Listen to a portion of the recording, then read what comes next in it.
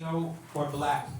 As of around that time that year, despite black people representing approximately 13% of the population, they accounted for only 1.2% to 1.7% of business owners in the industry per Leafly's job report.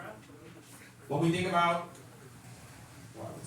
the prevalence of black entrepreneurs in cannabis industries vary from state to state, but I wonder, when we think about New York compared to some other states, a few states meet a 5% black ownership rate in cannabis. That's Colorado, Michigan, and Nevada. Black entrepreneurs account for 2.7% in Colorado, 3.8% in Michigan, and 5.1% respectively when we think about Nevada, right? And so, and the only state that put kind of social equity or diversity is inclusion, or having black folks and people of color having access a part of the framework of the law is Massachusetts, right before New York, which New York has taken it farther. Even with Massachusetts efforts in 2020, a total of 11 licenses were granted for black entrepreneurs out of the 143 participants. And lastly, 73% of the owners, employees, executives, and volunteers of cannabis at the time were white people.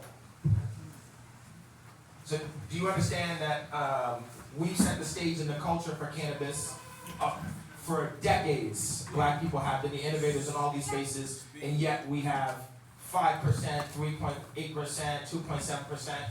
And so what I'm standing by right here are two pioneers in this space who deal with many obstacles in getting to this point and represent us, and so that's why I'm so excited to talk to both of them. So, you know, in this conversation, we're going to touch a little bit about the obstacles, we're going to learn a bit about their businesses, and we're going to touch on their relationship and their vision to the community, right? So please, I'd love to start with you. Please introduce yourself. Tell us a little bit about your background leading up to this moment or being a cannabis or CBD entrepreneur, and then tell us just the top line of what type of business and about your business. Yeah, absolutely.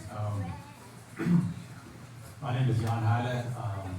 I'm one of the co-founders of Foy. We're a New York-based hemp company. My brother Moose in the back, he's the other co-founder as well. Our cannabis hemp entrepreneur journey, it started back in 2018. 2018 was a year the Farm Bill passed, which essentially allowed the legal sale of hemp-derived products as long as it, fell in line with state and federal legislation. So in 2018, we helped start and build a company called Naturi, which is currently a licensed processor in the state of New York for cannabis. So like Tremaine mentioned, there's no there's no black-owned cannabis processors in the state of New York. But my brother and I, we are partners. We're just not majority shareholders, just to add clarity to that.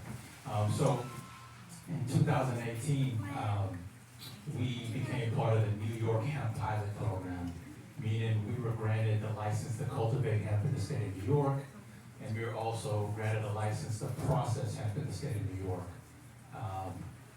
We started off with a farm in a small town upstate called Hoosick Falls, where we grow the hemp. We built a pretty large greenhouse where we would harvest the hemp. And not too far in a small town called Hoosick Falls, we had a facility where we would take that crop and process it into distillate, or what we call CBD oil, right?